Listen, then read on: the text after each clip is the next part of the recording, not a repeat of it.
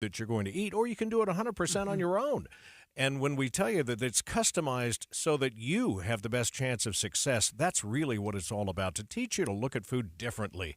They can help you or somebody in your family do just that. Go to SotaWeightLoss.com. It's spelled S-O-T-A. Think Tim and Amanda. Soto Weight Loss is state-of-the-art. Men who have given up in their intimate life because of prostate issues, testicular cancer, or simply no ED treatments you've tried have worked. It's not the end. At Summit Men's Health, they have a customized approach for each individual patient to get results they desire and deserve. Stop wasting your time and money with treatments that don't work for most men, like Shockwave, Viagra, or the shots. Summit Men's Health guarantees results in your first visit, or you don't pay. Call Summit Men's Health today and get the spark back in your relationship.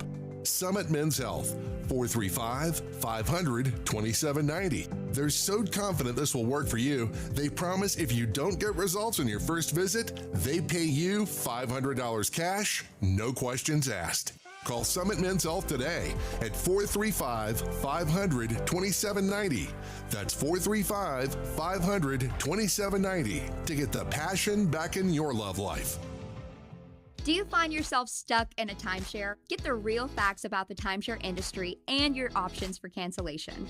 Chuck McDowell, founder of Wesley Financial Group, has put together a free information guide that reveals the secrets the timeshare industry doesn't want you to know, including the 5 ways to get rid of your timeshare.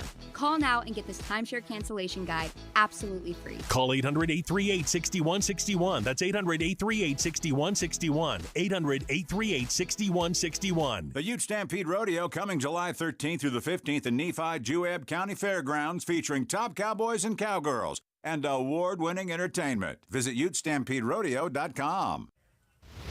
Traffic and weather together, brought to you by Granite Credit Union's high-yield savings certificates. Here's Ricky Meese. Freeway traffic moving at a very good pace. No accidents or delays that are going to interfere with your drive. We do have a surface street crash at 5th East and about 30th South. This is the place, Heritage Park. Don't miss July celebrations and fun-filled summer and a fun-filled summer, including Super Duper Day, a Pioneer concert, Pioneer Day, and much more. Visit thisistheplace.org. Ricky Meese in the KSL Traffic Center. KSL weather, sunshine with temperatures in the mid-90s until Sunday, and then it heats up to 104 degrees. There will be a chance of thunderstorms early next week. And right now, 88 degrees, sunshine at KSL News Radio, 102.7 FM, 1160 AM, and KSLNewsRadio.com. Your all-day companion for news. Inside Sources. Inside Sources. America's voice of reason. Boyd Matheson on Utah's home for elevated conversation. Inside Sources on KSL News Radio. Good afternoon. Welcome to Inside Sources, but Boyd Matheson is not here. You've got me, Leah Murray, alongside my good friend Derek Brown, and we're subbing in for Boyd, who we hope is having a great day. Exactly, and we're trying to, make Boyd proud, channel our inner Boyd, as I like to say. Yeah, we're channeling our inner Boyd, and we hope to help us all dig a little deeper, think a little bigger, and explore a little wider, the way that Boyd would have us do. Exactly, and we've got some amazing guests on talking about, sort of the cutting-edge topics that everyone is... All the important things. All the important things. That's so right. This will be a lot of fun. All right, so let's get started, Derek. So, will Little Cottonwood Canyon be getting a gondola? So right out of the gate, I pronounce it gondola, which I would argue is the correct pronunciation. How do you argue? Gondola. I think I've said gondola You're most right, of so my we life. can have that fight if you exactly. wanted to. Who was more correct? And the winner, What? owes the other something. Ticket prices on the gondola. That's when right. It is, when the gondola when it's opens, built, or you have if to it's buy. built, or That's whatever. right. Exactly. All right, but maybe the hotter topic is not how you pronounce gondola, but actually whether we should have a gondola. And it looks like, I feel like what I was reading on KSL News Radio was that the UDOT has decided to go with alternative B to improve what's happening there. They see it as the best choice to improve traffic in Little Cottonwood Canyon. And we have got Nathan Rafferty, the president and CEO of Ski Utah, with us here this afternoon to kind of talk about what's going on. Welcome to the show, Nathan. Hey, guys. How are you? We're doing well. So talk to us about this gondola and why the UDOT kind of landed on this alternative. How would it work? Well, it's been a long, long process, and I really applaud UDOT for their thoroughness and taking their time to, winnow down a ton of options. And in the end, they had it down to 1, 2, 3, 4, 5 options, and then in the very end, they had it down to 2 options. One which was enhanced bus, and the other one which was gondola B. And then when they took a really hard look at what made the most sense, move the most people with the least amount of impact, reliability, safety, cost, and all these different factors, I'm grateful that they chose gondola. Little Cottonwood Canyon has been a problem for, I grew up in Salt Lake City, and that road is largely the same that it was when I was in high school skiing up there. And, I don't know how much our population has grown since then, but it's significantly, we'll say.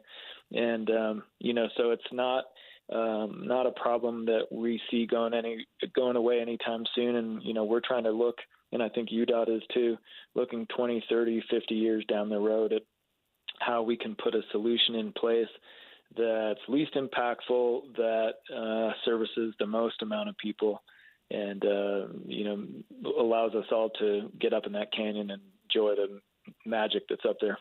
So Nathan, this is clearly, and I appreciate you coming on, this is clearly a huge issue. I live in that area, and I was just venting to Leah before the show about the fact that I used to ski all the time. Like, I had a season pass at Snowbird. I'd go up there all the time.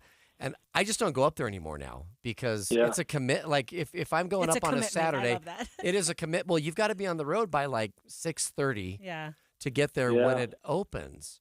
And so we've just seen it get worse and worse. And, I fall in that category too. I steer clear of that canyon on weekends, and I think about it pretty hard on powder days because, that's some of the best skiing in the world. And, it exactly what you said, it is a commitment. But once we have something like a gondola in place, the reliability and efficiency goes way up. And if you live in that neighborhood down there where you do, hey, you're almost ski in, ski out now. I think of the gondola as really just your first lift ride up to the resort. You hop out in your ski boots and away you go.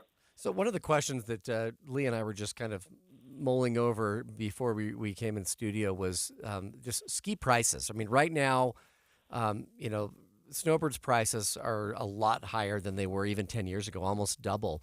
Will this facilitate more people getting up there and thereby increasing the prices of tickets? Because the reality is, we're talking people who are willing to sit on the road for 2 to 3 hours and still pay, $160, $170. I mean, how will this impact prices overall? Well, we've seen pricing really kind of turn upside down over the last decade or so with these big multi-area passes. So, while the ticket window price has gone up dramatically, and that's somebody who walks up and buys a day ticket, the enthusiast and a lot of locals who have either an Epic or an Icon or a Snowbird or an Alta Pass, the value of those passes has, the dollar amount of those has dropped significantly. You can buy an Icon pass today for, I don't know what it is, $1,100. And, I think that's what it was to buy a Snowbird pass 10 years ago. And that gets you 6 resorts. And, we've seen a lot of changes in the pricing of skiing, but I would argue that the value, especially for somebody who skis more than just one weekend a year, has really gone up. So Nathan, one of the if those of you that are online, KSL has a story that's talking about this, and so we appreciate you being on. We have Nathan Rafferty with Ski Utah, and one of the things this story it talks about is the fact that Senator Adams is saying that there may be a phased approach, is what he calls it, right, to see if we can solve this congestion problem prior to or without having to build a gondola to begin with. And so talk to us about, a phased approach, because as I understand it, UDOT may choose this, but it's still got to be funded, right, to the tune of, $500 million. And so that's another sort of major hurdle before we even get to that point, right? Yeah, well, big problems take big solutions. And, there is not one solution on the table that is cheap interestingly, the gondola was even less expensive than the enhanced bus option when you stretch it out over 20, 30 years with maintenance costs and having to buy new buses and all that stuff. I think a phased approach is a really pragmatic and thoughtful way to go about it. I would love to think that we could solve this problem with more buses. You can put more buses on the road, but you got to get more people to ride the bus too. And that's, it's a two-pronged problem, I think, is making this public transportation and then just making it so easy and, enjoyable to ride, that people will want to do it as opposed to feel like they have to do it. And right now, honestly, I'm glad that we have some good bus service, but it's not probably the quality experience that most people would want. I do think a gondola ride would be, it's so quiet and smooth and amazing views and drops you off right, ready to ski. It's superior in many ways. But like I said, I think a phased approach makes a lot of sense, and we should be really thoughtful about how we approach a big project like this. All right, Nathan Rafferty, President and CEO of Ski Utah, thank you so much for joining us this afternoon. Hey, thanks for having me on. All right, Derek, coming up after the break, we'll get the opposite side because this is a conversation, like he said, big problems also, I think, require big conversations. Stay with us.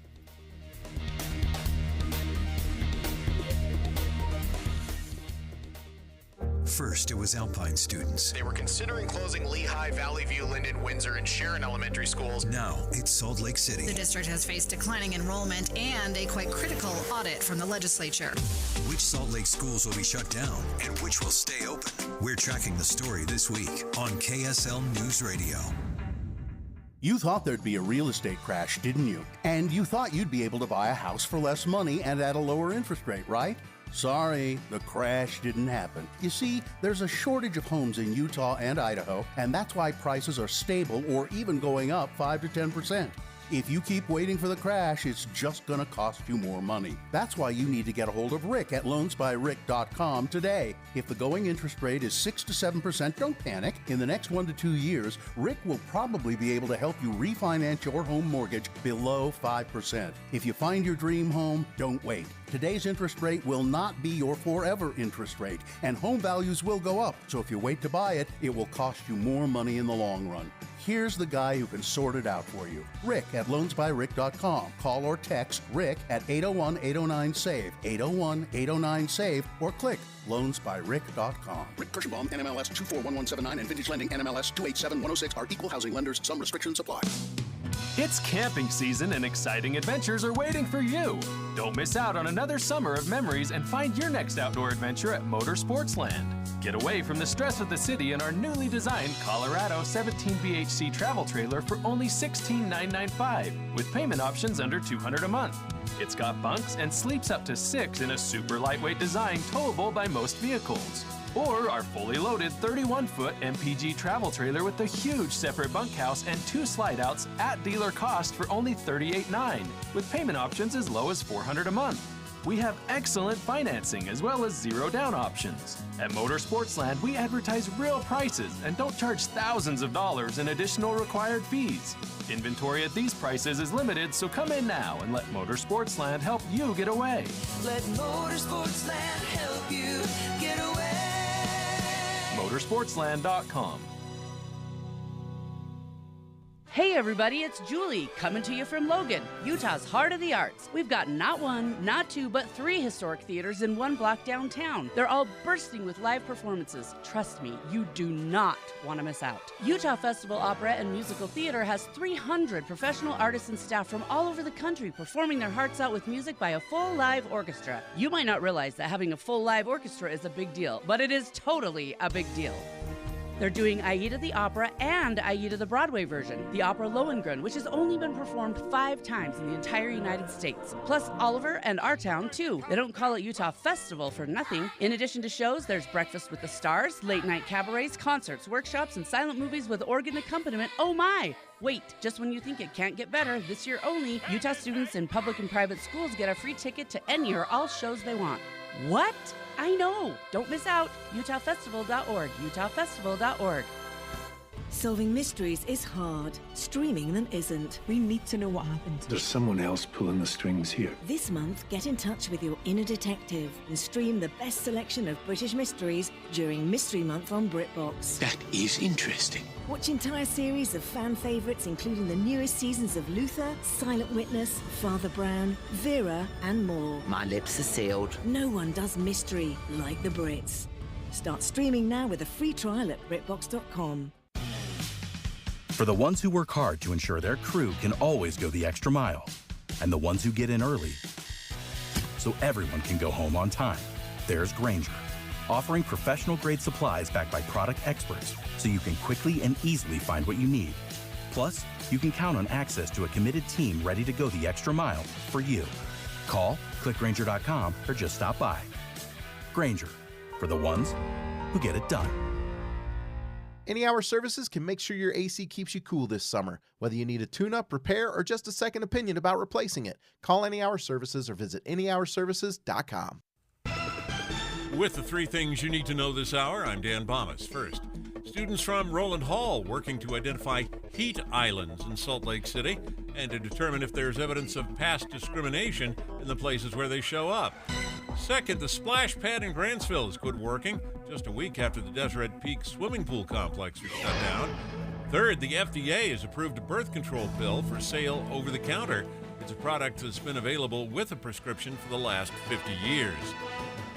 Right now, it's 88 degrees and sunny in Salt Lake City, and back to Inside Sources on KSL News Radio. Hear elevated conversation on crucial issues. Boyd Matheson on Inside Sources.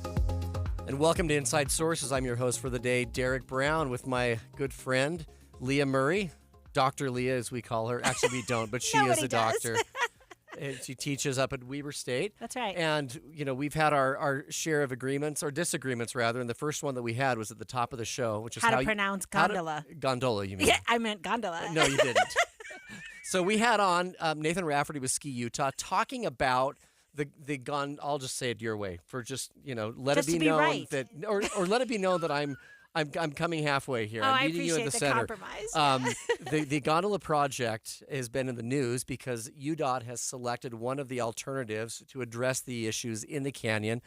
And, you know, that doesn't mean it's going to be funded, because that's a whole other issue. But that was their selection. And so you've seen a lot of news stories about that, especially today.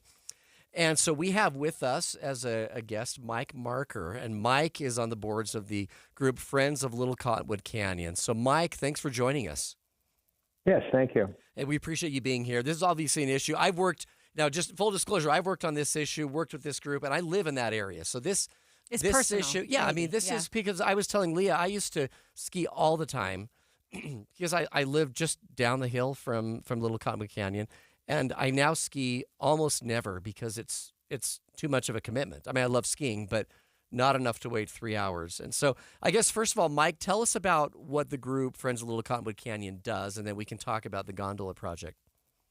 Well, Friends of Little Cottonwood Canyon got started a couple years ago when there was conversation about putting trains and gondolas up the canyon. And we recognized the damage that was going to cause the canyon, but we also recognized the tremendous amount of money that was going to be spent on this thing. You know, right now it's up to $1.4 billion, and I doubt that anybody in the state really agrees that that's what the number would actually be once they would start building. But it's so inconsistent with conservative fiscal Utah values to spend that kind of money to benefit 2 private ski areas and a handful of land developers. It just made no sense. And beyond that, there's a half a dozen other reasons that we could provide, but we'll just stop with those 2. It desecrates the canyon, and it's irresponsible. So talk us a little bit about the numbers, because didn't it start out? Well, I mean, whenever you have large scale projects like this, it always increases. I remember when we built the Legacy Highway, it started out at a certain amount, and it ended up being something like 3 times the amount because of construction costs and lawsuits and that kind of thing. So give us the numbers here on what we think the gondola will be, or what is being at least said that the price will be. Initially, the numbers that came out from UDOT was like 592 million, and we all recognized that wasn't a good number, and it was we all recognized it was going to be closer to $1 billion, but they stuck with 592. Now, within the last year, the last government agency that's looked at this, the Wasatch Front Regional Council, who handles the regional transportation plan and looks at these things and prices them out, they put the number at 1.4 billion. That's 1.4 billion. Now, once again, based on our experience with these kinds of projects, you rattled off a couple of them. We could also throw in that mix the inland port as well as the prison construction over on the west side of the county. None of those came in anywhere near the original numbers. So 1.4 billion. Yet UDOT is still, is coming out as recently as the last couple of days, saying it's 700 million. Somebody's playing fast and loose with numbers. Let's be real clear about that. Those are not the numbers.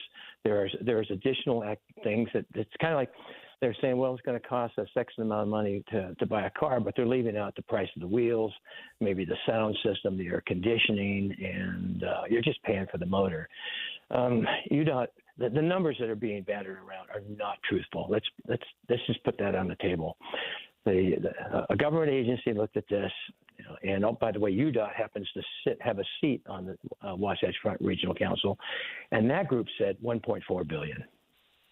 Okay, so Mike, that's fiscal impact, and I understand your point is well taken that we should at least know actually what the numbers are. Can you talk to us a little bit about the environmental impact of the gondola going through the canyon? Well, there's the Salt Lake City has the rights to the water, and they're as concerned as anybody. And no one's tracked the water sources, the threats on water, than Laura Briefer and that group. And they have from day one, they have tried to be polite about this, but they're real concerned about the impact of, one, the construction, and two, the impact of that construction and what it might do in terms of bringing additional people. They're real big on development. Development brings people. People bring problems with watershed, and that's been a concern.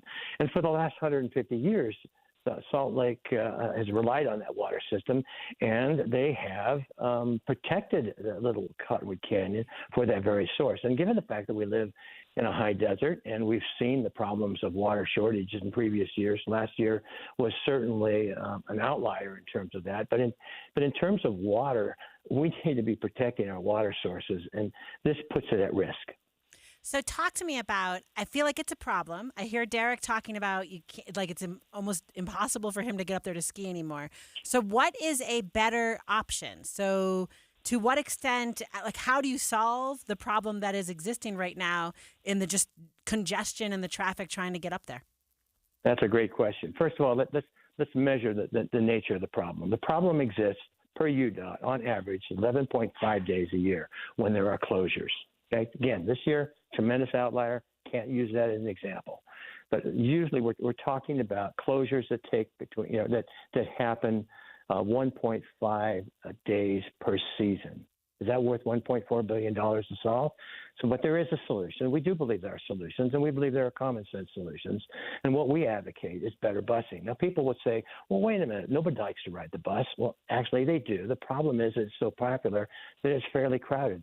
During the rush, and by the way, we all know that there's no friends on a Potter Day, so everybody wants to be there to get first tracks. So naturally, everybody's going to try to get on, whatever kinds of transit would be available, and there's a little bit of a backlog. And and I've been on those buses because I spent some time up there as well, and I realize that if you go during, to catch the early morning, you're going to be on a bus that's got a lot of people on it.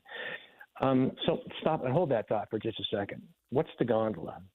It's a cabin that holds 32 people. That's going to take 27 minutes from the moment you get on it to get to the top of the canyon. And that cabin is designed to carry, I think, 35 people, only of which 12 will be sitting down. So a lot of people say, well, we want a gondola because we don't like the bus because it's crowded. You're not going to get anything different in a gondola. But so now let's go back to solutions. Better buses, electric buses, more frequent service, carpooling, incentives for carpooling, tolling on the canyon. Let's prohibit parking between snowbird entrance 1 through 4. Why is that so? Because people park on the highway, and then they have to do a U-turn at the end of the day, and that blocks traffic from Alta.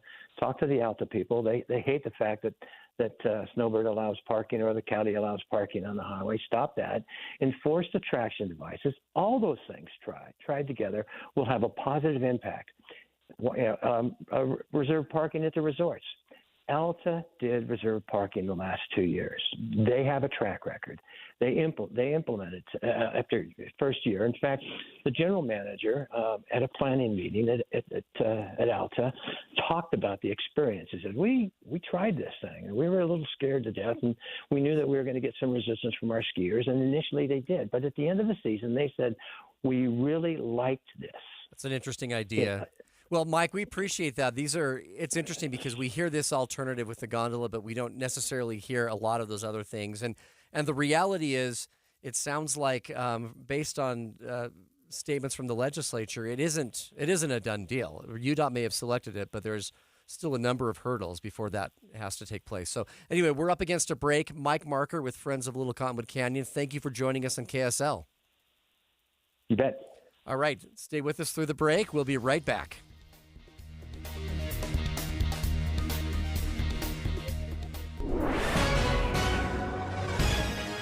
It's 1:30 at KSL News Radio. I'm Dan Bomas. KSL's top story this hour. UDOT still has a lot of work to do for summer construction.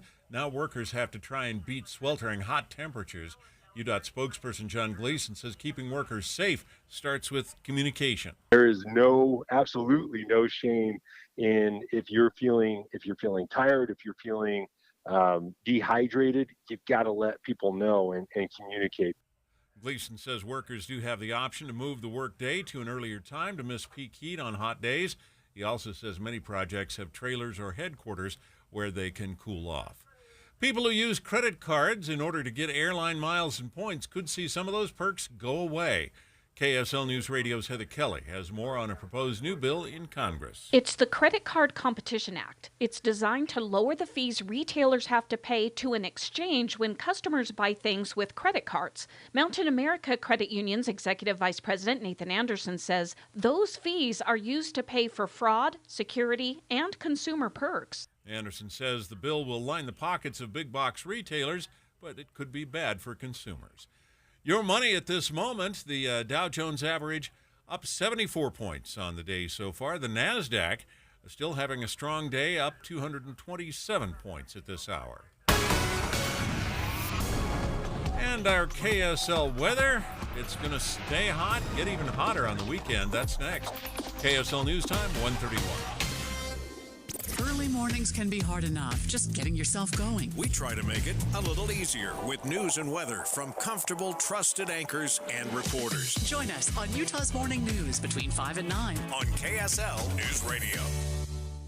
Did you know people travel to Logan from all over the country to see performances by Utah Festival Opera and Musical Theater? Why? It starts with 300 professional local and nationwide artists and staff coming together to create magical performances. First, Lohengrin, a mysterious knight, sails into town on a swan to rescue the lovely Elsa, who has been falsely accused of murder. The knight goes, "Don't ask me my name." Elsa goes, "Okay, I won't. Wait, what's your name?" Everything goes downhill from there. The plot's kind of weird, but the music is stunning, and it's only ever been performed 5 times in the United States. Next, Aida the opera version and Aida the Broadway version. See them both. So, Radames is captain of the Egyptian army. He's supposed to marry the pharaoh's daughter, but instead falls in love with Aida, the queen of the country he captured. They can't live without each other, so they don't, because they're sentenced to death and die in each other's arms. There's also Broadway's Oliver, the classic Our Town, plus concerts and more. Utah students from public and private schools get a free ticket to any or all performances and concerts this year. Don't miss out. UtahFestival.org. Have you Googled yourself lately? Are there negative posts from an ex-employee or from a former client? Maybe an outdated news article or sensitive personal information about your family? Search engines don't always get it right. For right or wrong, it's your reputation on the line. That's where Reputation Defender by Norton comes in. One of the most trusted names in online reputation repair, Reputation Defender has been fixing people's search results for over 15 years. Their cutting-edge approaches help you to wipe away unwanted information in your search results. They also promote the good stuff so that it rises to the top, helping you put your best foot forward. Your good name is too valuable to leave to the whims of a Google algorithm.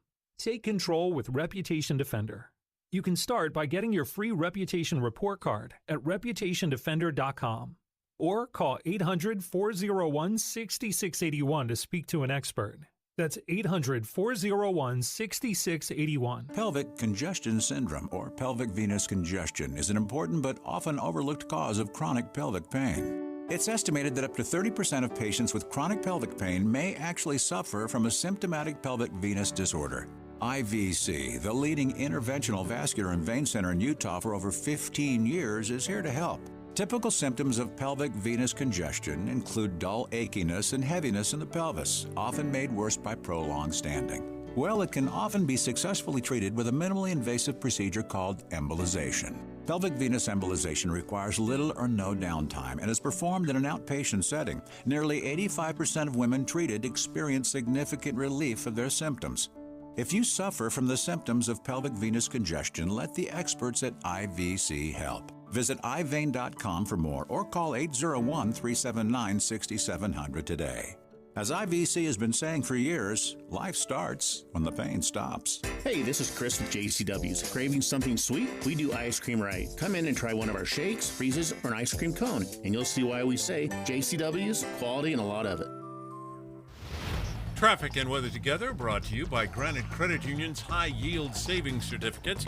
Here's Ricky Meese. A new crash in Summit County near Park City, Highway 40, just south of SR 248 at that intersection. And in the valley, a crash called out at 1200 North, just to the side of 400 West.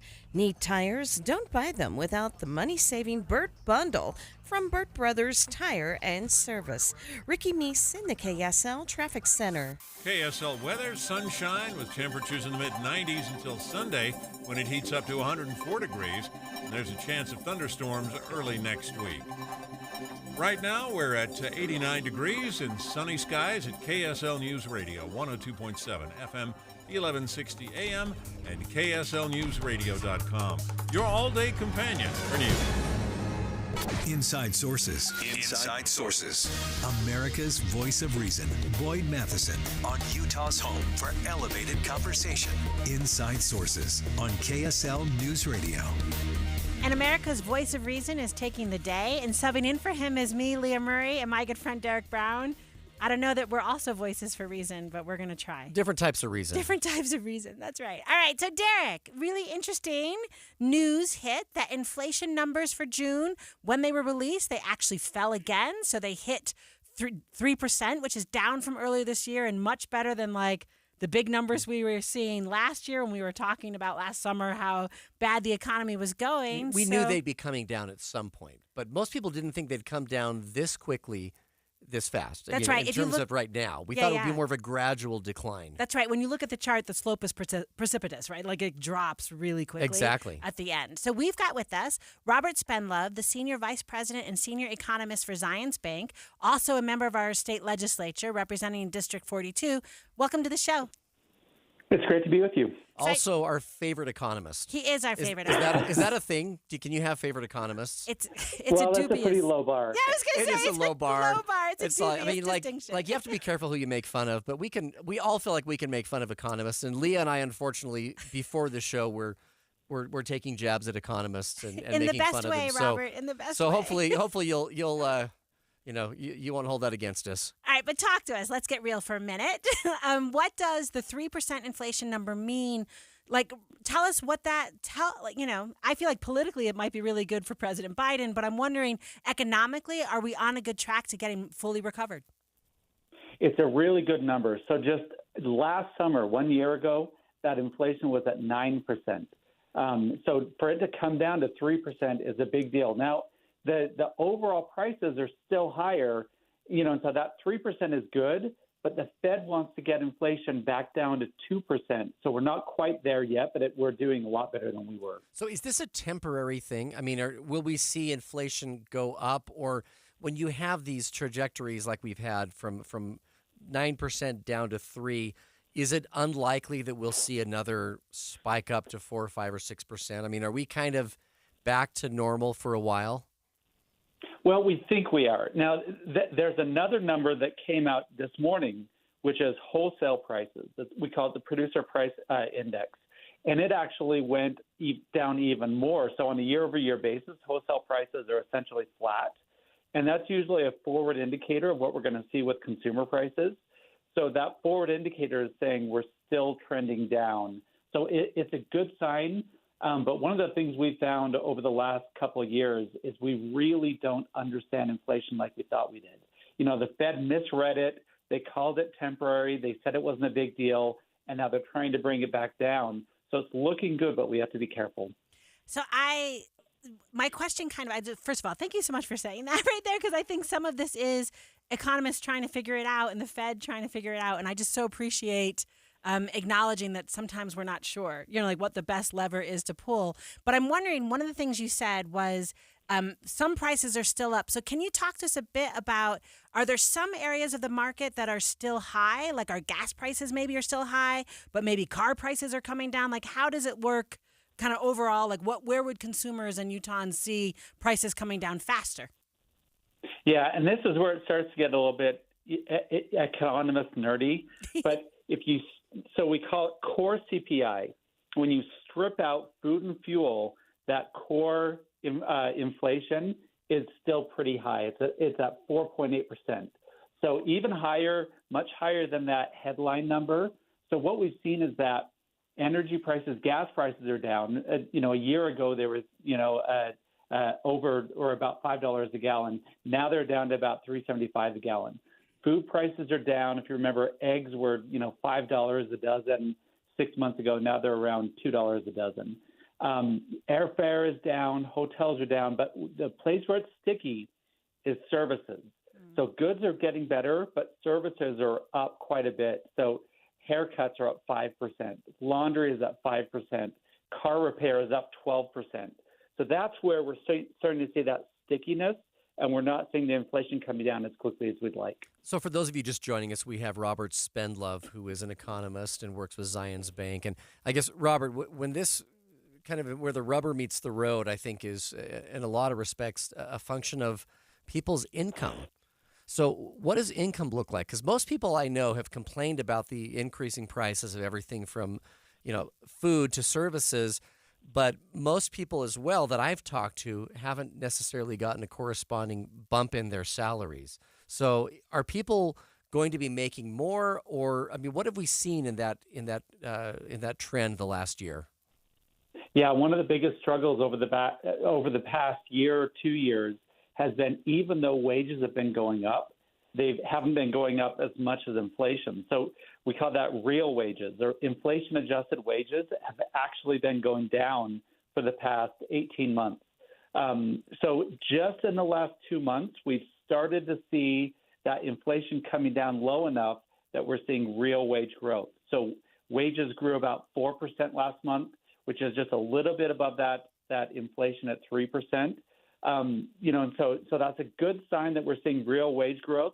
But again, we want even that wage growth, we need it to come down to a more manageable level, because those wages, it's great if you're a worker and you're getting big wage increases, but for employers, it sucks out their disposable money, and then they have to raise prices to make up for those wages.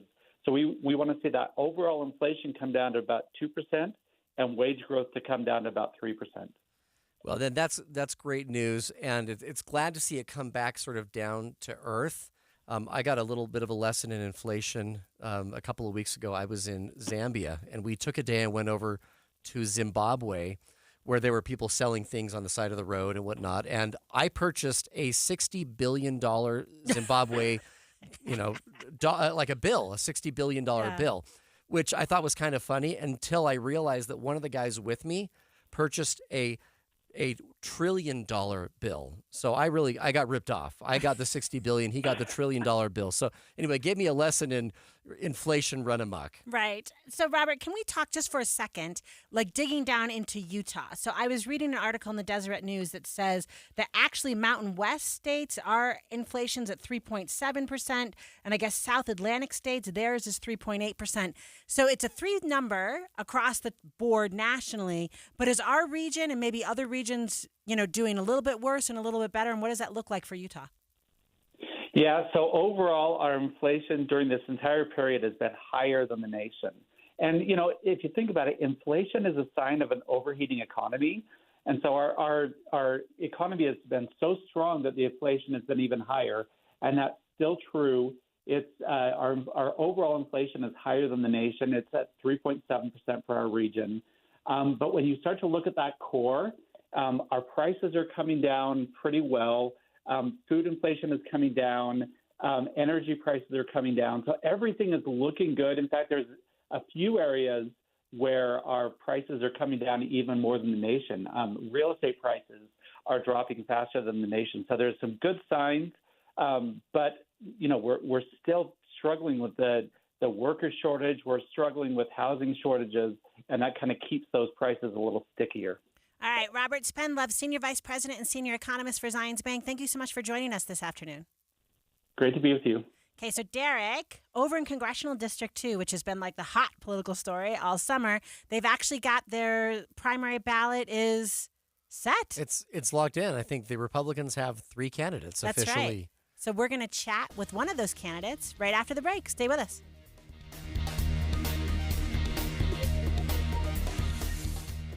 The news isn't taking a vacation this month. Smog is increasing to unhealthy levels. We're right here for all the breaking news. High heat causing roads to buckle. The gondola will be built. The Fed could pull back on future hikes. Salt Lake City School District looking at schools for closure. Take KSL with you wherever you go this month. Get updates by texting the word news to 57500. Download the KSL News Radio app and listen in your car at 102.7 FM. Troy, can we keep the Bitches RV Customer Appreciation Month sale going longer? It has been pretty epic, but it was only supposed to be for June. We can't stop now. There's still amazing deals out there on new and used RVs. Employee pricing can't go on forever. True, but people are getting better in-season deals than ever, and that means a better camping season than ever before, too. Think of the children. Don't pull the children card on me. Okay, don't think of the children. That's worse. We can help more families camp and keep going with employee pricing on select RVs, 90 days all play no pay OAC, extreme discounts on all 2022s, and our trade anything specials, or not. Fine. One more month of customer appreciation sale. Yes, I knew you'd cave. That was low. Not as low as these prices. Bish's RV is extending customer appreciation until July 29th. Get employee pricing on select RVs, 90 days no payments OAC, and more. Only until July 29th at Bish's RV in North Salt Lake and our new location in American Fork, where memories begin. At Shane Company, we believe everybody is made to shine. It doesn't matter who you are or where you're from. Shining is not for a chosen few. Like a rare gemstone, each one of us was created under just the right set of circumstances. Your moments, your milestones, your love story, all deserve to shine bright. You don't need an occasion or an invitation. You and your life are the event. At Shane Company, we handcraft our jewelry with the greatest care and hand select the most beautiful gemstones so you can shine. So put on a pair of earrings that make your eyes sparkle. Wear diamonds that light up the room. Try on sapphires in every color of the rainbow. Give an heirloom that collects new stories with each generation. We're all made to shine. Shane Company, fine jewelry since 1929. Here's a question. Do you wear dentures? At Grandpa's Dental, you can trade in your floppy dentures and get $2,000 towards an implant-supported solution. You know, they say the older you get, the more you need your teeth. Well, chewing your food isn't a luxury. And taking a bite out of a nice, juicy steak, well, it takes teeth. At Grandpa's Dental, they have over 10,000 restorations under their belt, and it's always affordable. When you walk into one of their 3 locations, you're family. Period. At Grandpa's Dental, they live their family legacy by building lasting relationships through state-of-the-art services. So if you want to stop the flop and actually eat foods you can chew, trade in your dentures at Grandpa's Dental for $2,000 toward your implant solution. Schedule your free consultation at grandpasdental.com today. That's grandpasdental.com. Hi, Doug Wright, and let's talk about your barbecue. And let's talk about your barbecue skills. Maybe that old barbecue of yours was buried under the snow and you're just now in the process of getting it functional again. Now, we know you grill a pretty mean steak, but how about if we just all relax? It's July. We've been doing a lot of celebrating lately. It's time to get into Ruth's Chris Steakhouse. Why not let them grill the perfect steak for you and for your family? Ruth's Chris Steakhouse, they have 2 locations, Hotel Park City and, of course, downtown Salt Lake City. A lot of people like to kind of mesh things together. They're going to a ball game, going to a movie, or they're going to go up hiking in Summit County in the Park City area. Well, they make the reservation for that evening at Ruth's Chris Steakhouse, and you're going to have the best steak you have ever had. And the desserts, the side dishes, the other entrees too. It's Hotel Park City and 275 Southwest Temple in downtown Salt Lake City. With the 3 things you need to know this hour, I'm Dan Bomas. First, workers on UDOT's road construction projects are taking steps to stay safe in the heat. Second, a new bus rapid transit system ready to begin service in Ogden. This will run from the Front Runner Station up to Weber State and a KD hospital. Third, some of the perks and points that come with using credit cards could go away if a new bill passes Congress. Right now, 90 degrees and sunny in Salt Lake City. And back to Inside Sources on KSL News Radio. Boyd Matheson divides rage from reason on Inside Sources. All right, welcome back to Inside Sources. I am the fill-in host today, Derek Brown, with my good friend Leah Murray, and we're filling in for Boyd Matheson. Trying to meet, rise up. Who's hopefully someplace exotic. That's right. Drinking a pina colada or something like that. Derek, So, I'm sure he's not. A virgin pina colada, Boyd. And we have with us one of the big stories that, if you've been following, has been the CD2 congressional race. And we officially now, at least we actually know all the candidates who will be on the ballot for the different primaries. And we're lucky to have with us here, actually in studio, Becky Edwards, who is one of those 3 candidates. And so, Becky, welcome. Thanks for being here. Thank you. I'm glad to be here with you. And I guess we start by saying congratulations. The signatures and everything are in, and you're officially going to be on the ballot in September, remind me, 5th? September 7th? 5th, right. September 5th. And so, the primary ballot has been set. And I think they'll probably start printing those soon because the overseas ballots need to get sent out. And our ballots here in Utah, with our automatic mail-in ballots, will start dropping in people's mailboxes in 32 days. Oh, wow. It is coming. That fast. It is fast. It's a sprint here, and it's an exciting sprint and an important one.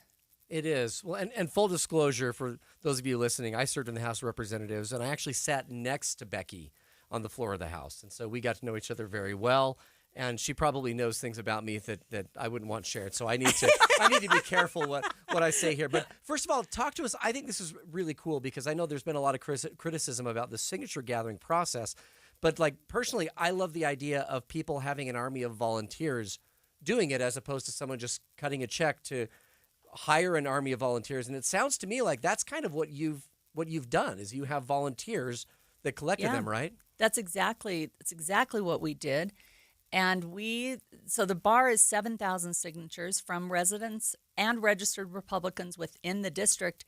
And which makes it more tricky because they've got to live in that district. They have to live in the district and they have to be registered Republicans. And we had nearly 350 individual signature gatherers who were on our team, and they're part of this amazing groundswell of support of grassroots folks around the state who have been there, supporting and working, phone banking, all of the things, including gathering signatures. And this core group of almost 350 people gathered over 10,000 signatures.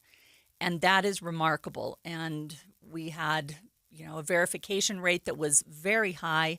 And I'm so proud that our campaign did that right. That it was a great way to get people involved and really, those folks talking to their friends and family and neighbors just spread the word, I think, that, hey, Utah, we're having a primary election here in the next month or so start to pay attention. And of those 10,000 signatures, the natural way it works is some of them will not be verified, but it sounds like you had more than 70% of the 10,000 verified. So in effect, all the signatures you got that you needed to get were collected by volunteers. By our volunteers. Yeah, I think our verification rate came in at 74%, which was pretty remarkable. Yeah. And I'm so proud of our volunteers. I'm very, very appreciative of their work and awfully proud of them.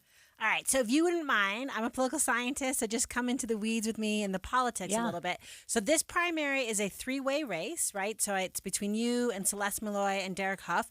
Can you talk to me about where you think you sit in that three-way, and does it being three help you, or are you actually worried about one of the candidates more? Just kind of the politics of it. Yeah, so with Celeste Malloy, Bruce Huff, and sorry. Myself. Did I say Derek Huff? She was looking at Derek, and I'm also a dancer. I beg your pardon. Oh, I'm so sorry. Thank you for correcting me. I apologize.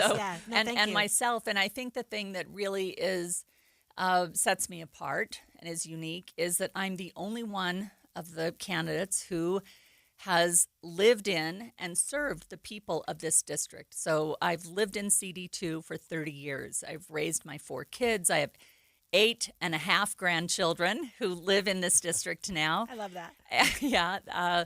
And then, of course, I served in the Utah House for 10 years, representing part of the time Salt Lake and Davis County both. And then after redistricting, just served in Davis County from the same district when the lines were redrawn. But I know these people. They're my neighbors. They're my friends. They're my people that I've spent my life being close to and serving. And that legacy of public service within the district, I think, really matters. And I've seen that actually there in the House of Representatives serving with you. So tell us a little bit about, we've had a lot of talk and a lot of news now about the process and who was registered to vote, all that kind of stuff. One of the things we haven't heard much talk about is just the issues. So what are the issues that you're running on? Like, as you talk to people, like, what matters? What is resonating, and what is it about your campaign that you're sort of showing as why it is you should be the next member of Congress? As I said, I think having a legacy of public service matters. But what matters even more is having a legacy of being a proven, pragmatic conservative. And I think working on issues that matter, like growth, for instance, and all the issues surrounding that, resource management, so water and how we grow as a state, that matters here in the northern part of the district, in Davis and Salt Lake counties, Tooele certainly, all the way down to Washington and Iron counties. These issues are similar, and how we work together with local, state, and federal electeds, that really matters a lot. So it's a lot on resource stewardship and management, growth. And then, quite honestly, we cannot overstate the importance of fiscal responsibility. This runaway spending that we're seeing in D.C. is impacting Utahns across the state, and families and businesses are being impacted. And we need someone who will get in there and know how to do the basic things that we did all the time, Derek. Balance the budget. Balance the budget. Yeah. Right. Most people don't know we have a balanced budget amendment here in Utah. And Congress, if only they had such a thing. We wouldn't be in so many the problems we're in. Just because we have this requirement here in Utah to balance the budget doesn't make it easy. It's still very challenging, and you have to make hard decisions. And I think you really want to have someone that understands that every penny you spend on Capitol Hill is one penny that is out of someone's pocketbook. And what that means to families, we want to just make sure that we're not over-encroaching government impact on families. Right. I love how earlier you talked about it's 32 days till the ballot drops, and then it's till September 5th. And so talk to us about what your campaign looks like. I feel like maybe your summer is a little different than maybe you had planned like before this all happened. But what does the campaign look like? And then if you are the choice from the primary, then how do you pivot, and what do you do for the next 3 months to November 21st? Well, our focus right now really is on making sure that we're able to take our message to all the counties in the district. We have 13 beautiful counties, and you mentioned, maybe the summer's a little different.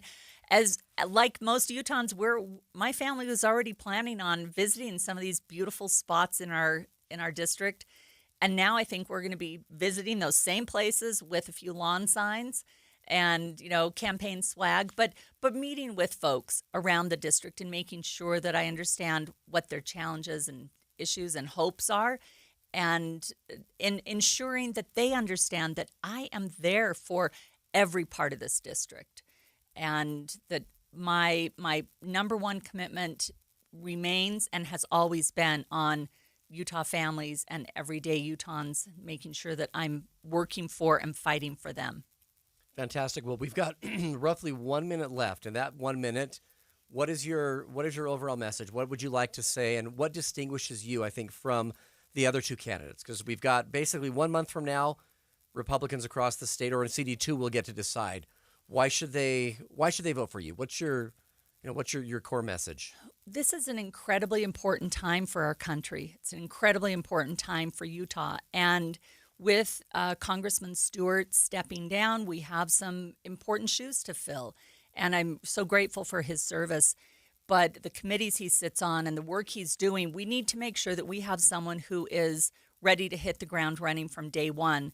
My father-in-law, Lavelle Edwards, was a longtime football coach at BYU, and I remember so many years when he'd be so thrilled when he'd have a football player, a quarterback who was experienced, who knew what the plays were, how to, get knocked down, get back up, and how to call an audible on the field. Experience matters, and we want to make sure we elect someone who is proven experience as a conservative in the state, and that's what I bring to the race. All right, thank you. We've had Becky Edwards with us in studio. Thank you for joining us, Becky. We appreciate that. We've got news at the top of the hour, so stay with us.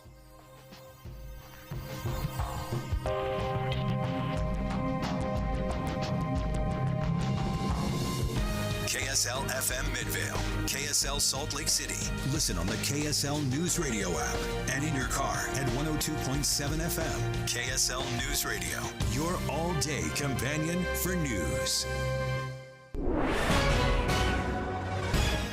It's 2 o'clock at KSL News Radio. I'm Dan Bomas. KSL's top story this hour: construction continues at the Salt Lake City International Airport.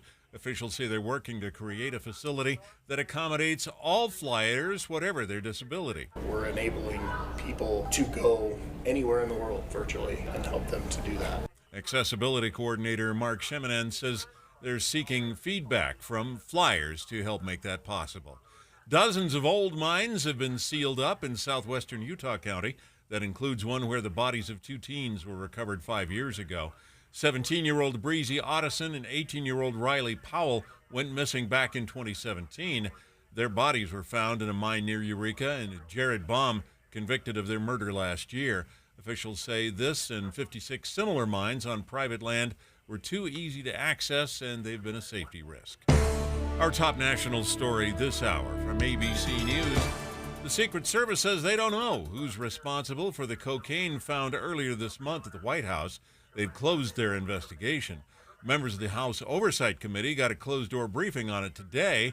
Investigators say there was no surveillance video found that provided any leads.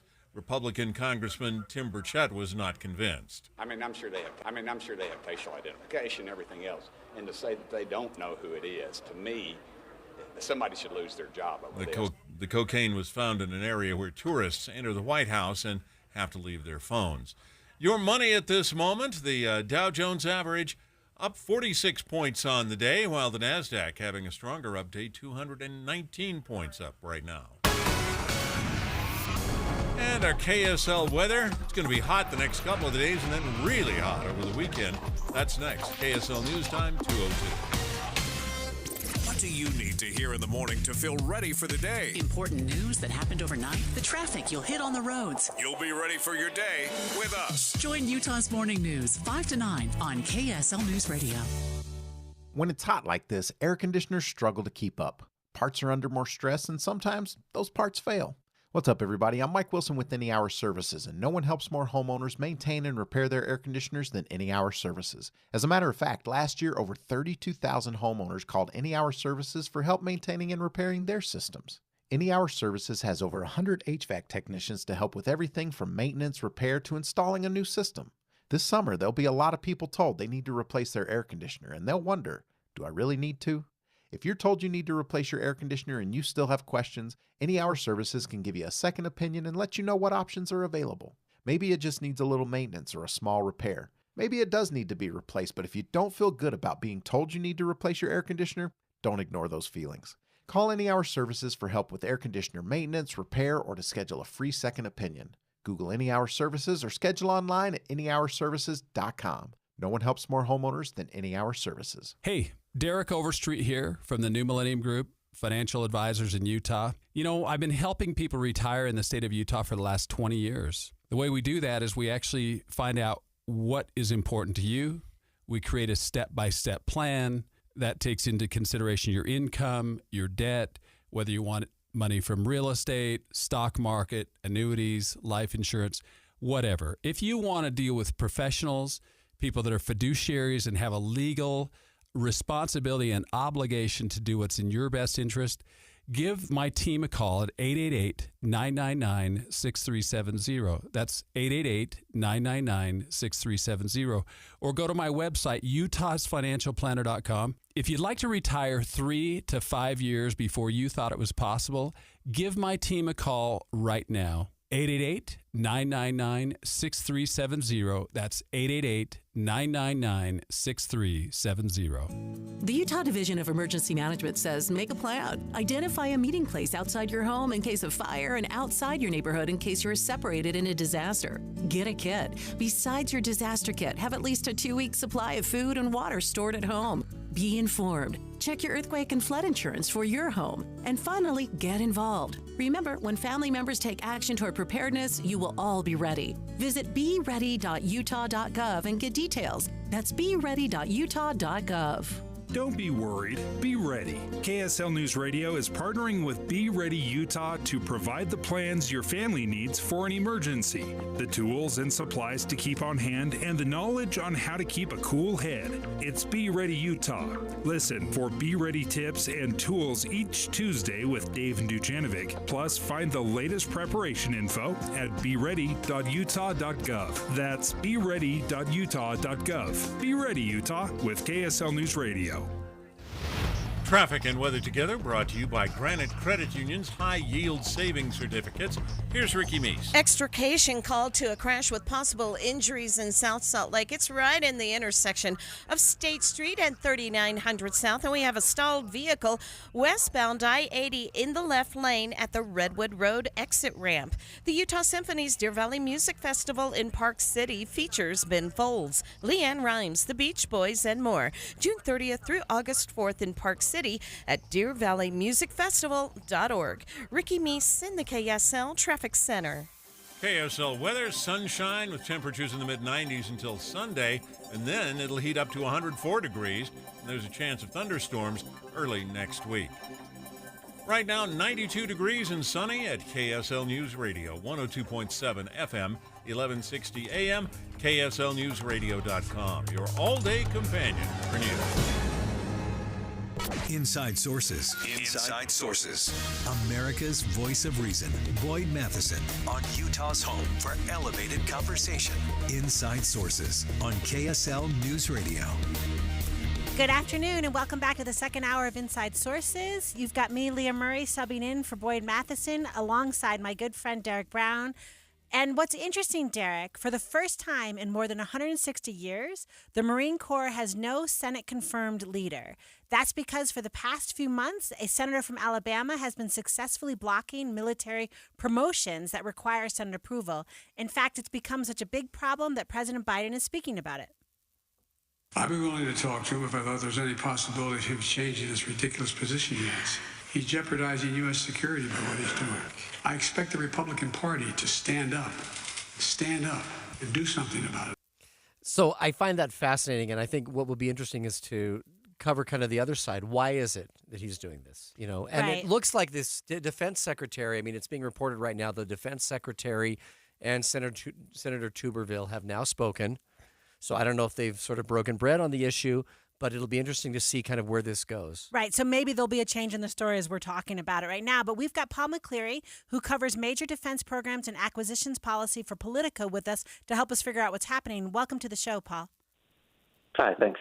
All right. So first of all, tell us, I led with it's that the Marine Corps doesn't have a commander. But what are all the positions? Like, what are the implications? What are the positions being blocked? Well, there's the chairman of the Joint Chiefs of Staff, who General Mark Milley will have to retire October 1st, and his replacement, General C.Q. Brown, who has already had his nomination hearing, but he can't be confirmed. He's in the wings. The leaders of the Army, Navy, and Air Force are also set to retire in the next 4 or 5 weeks.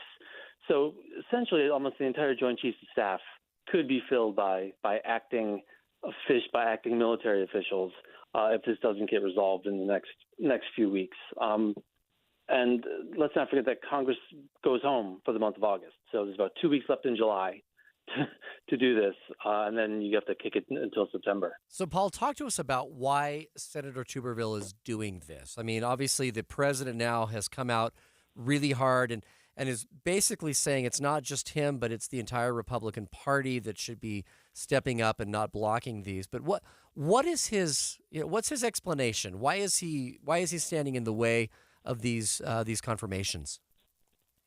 He wants the DOD to rescind a new rule that they put into place after Roe v. Wade was overturned by the Supreme Court last year. I mean, but leaving it up to the states. So Tuberville, the DOD then said that they will pay for service members to travel to other states and where they can have an abortion procedure. And Tuberville opposes that. He thinks it will increase the number of abortions.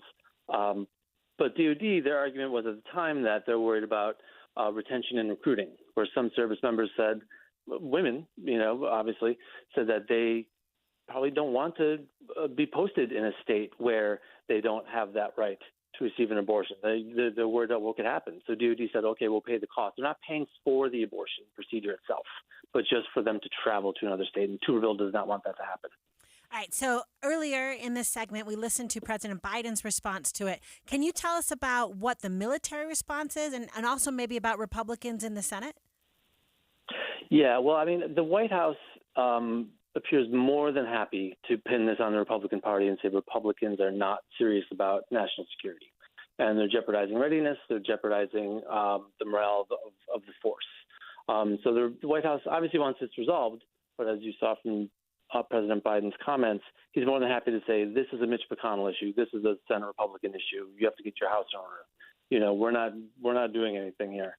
So Tuberville's hold is not popular definitely not Democrats, but among many Republicans as well. Although a lot of Republican senators and some of the confirmation hearings for the Army chief and C.Q. Brown for the chairman of the Joint Chiefs kind of pulled their punches a little bit and said, well, we don't support this policy either of paying for service members to go to other states for abortions. We don't support, abortion, women having abortions. So the Republicans generally don't support the hold, but they also don't want to break ranks and look like there's infighting within the party. So which really there is. So Paul, tell us a little bit about, for our listeners who aren't familiar with this process, I'm sure there's a lot that are thinking, well, there's 100 members of the Senate. It takes a majority to do anything. Why is one individual member of the Senate able to stop the entire process? What is it about him? Is it his position, or is it a procedural move that he is using to block the nominations?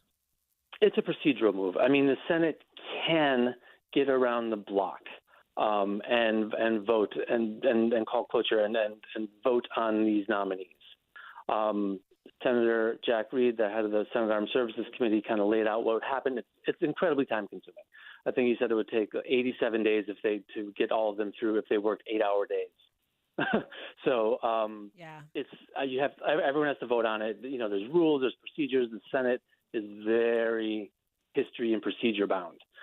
So they can do it. but that would be all they would do for weeks. They would do nothing else. So, the budget's coming due. The fiscal year ends September 30th, so they have a lot of work to do on the budget, federal budget and defense budget, and there's other things to do.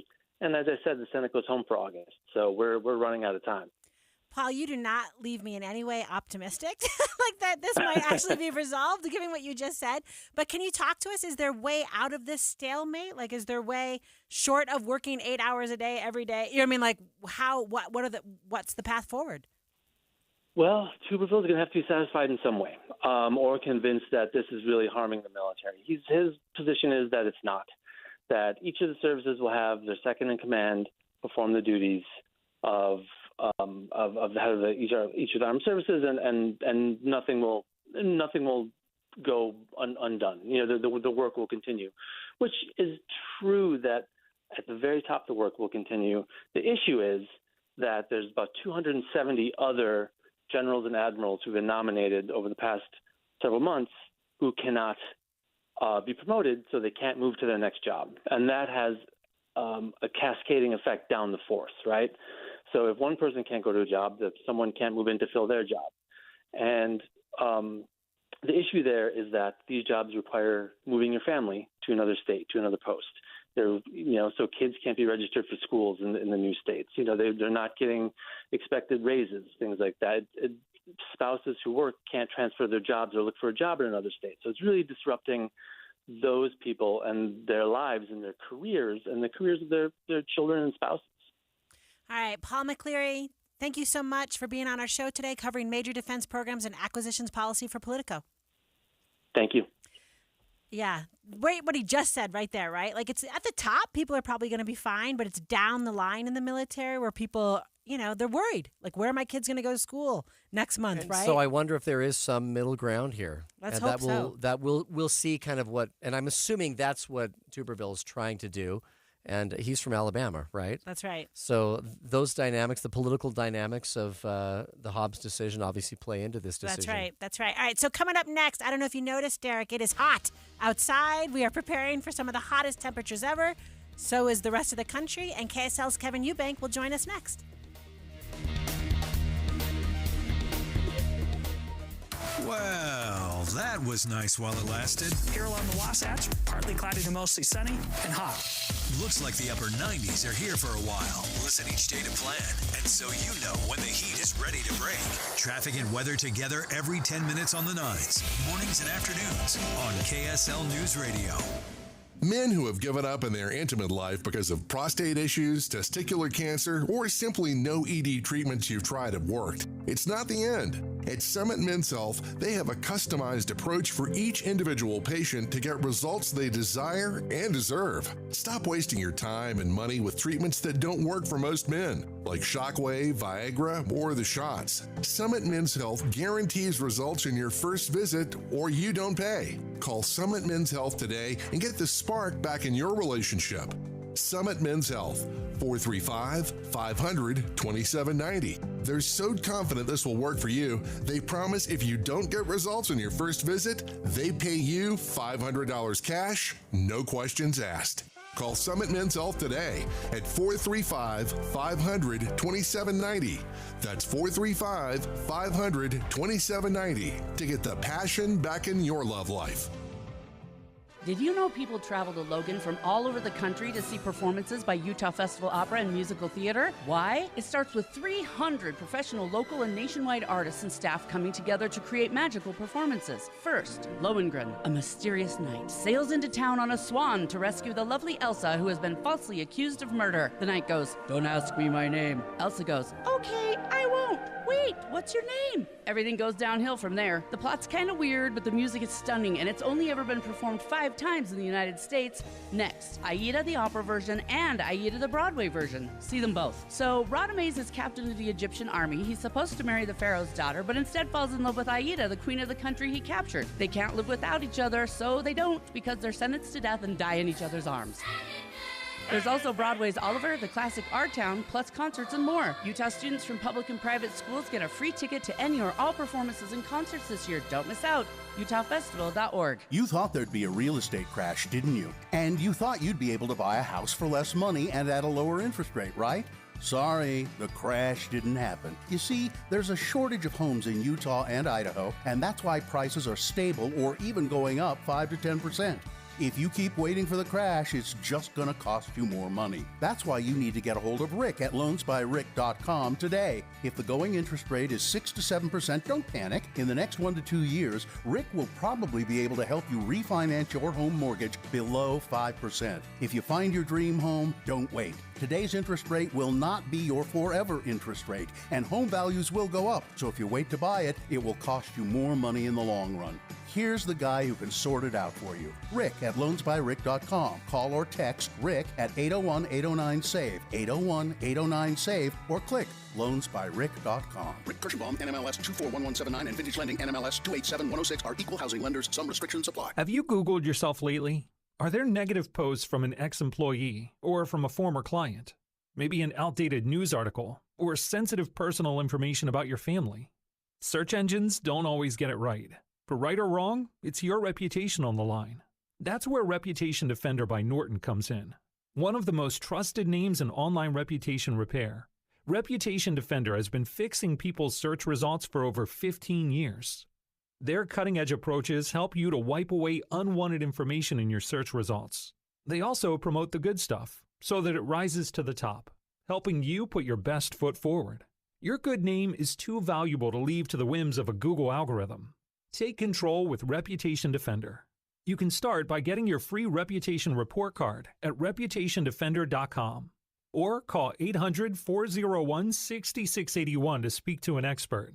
That's 800-401-6681. Utah's Family Fun Rodeo is back July 13th through the 15th. The Ute Stampede at Juab County Fairgrounds. Rodeo starts at 8 nightly. Visit utestampederodeo.com. With the three things you need to know this hour, I'm Dan Bomas. First, new accessibility features for travelers with disabilities are part of the new Salt Lake City International Airport. Second, the state has been sealing up old mines near Eureka, including one where 2 murdered teenagers were found 5 years ago. Third, the Secret Service says it doesn't know who brought cocaine into the White House, and it's closed that investigation. Some Republicans in Congress, though, say they really ought to be able to find that out. Right now, 92 degrees and sunny in Salt Lake City, and back to Inside Sources on KSL News Radio. Boyd Matheson divides rage from reason on Inside Sources. Welcome back to Inside Sources. I am Derek Brown with my co-host for the day, Leah Murray. We're filling in for Boyd Matheson, and we're talking about something that everyone is feeling right now, and that is the heat. We have with us to talk about the heat going on, this really sort of a unprecedented heat wave. We've got Kevin Eubank, who is the chief meteorologist for KSL. Kevin, thanks for joining us. Hey, you bet, guys. How are we today? Hot. Well, actually, we're in an air-conditioned studio, so, maybe we're not doing hot, well. yeah. But for those who are outside, you know, it seems like a scorcher. Now, tell us, Kevin. Every year, I see stories, you know, July, August, that talk about, you know, record heat wave, record temperatures, record highs. And I always wonder, you know, is it really? Well, it looks like, now tell me if I'm wrong, but it looks like this year it actually is. Like we're seeing some of the highest recorded temperatures ever. And isn't it true that places like Vegas and Phoenix may hit like their all-time highs ever this coming week? Sure. Yeah. So, Derek, it's funny. We're a pretty short-lived memory kind of people. It's hard to remember what we ate for lunch last week, let alone what the weather's been like for the last couple of years. We know it's been hot. The summer of 2021 and 2022 were the hottest on record for Salt Lake City and for Utah in general. And so when we hear about all this in the media, yeah, there are spots that are experiencing some crazy heat. Like you just said, it's been Texas for the last month, and now it's shifting over towards Phoenix and Las Vegas. And this big high pressure that's coming over has the potential to produce some of the hottest temperatures ever recorded in those areas. So, yes, it's definitely hot and it's definitely coming. But we've been here before. It's July in Utah. It gets hot, and it gets really hot. And so this isn't unprecedented territory. although a few records that would be broken, that would be something unique. But the heat overall is nothing unique to Utah, the West, or definitely not the Southwest. Yeah, and I do think, Kevin, like last summer I was interviewing you for KSL at night, and I was like, what is this heat dome they keep saying? So to a certain extent, I think your point's well taken. Like we just talked about this last summer, this heat dome. Can you, you just talked about the heat is really settling in Phoenix, in Arizona, right? But it's going to get hot here in Utah. Can you talk to us about where it's going to get the hottest, and what will we see records breaking over the next few days more locally or closer to us? Sure. So that high pressure ridge that is coming from, it was been over New Mexico, that's now starting to migrate to the west, and it's going to combine with another area of high pressure that's been over the Baja, California area of Mexico. That's going to combine and make a really big high pressure.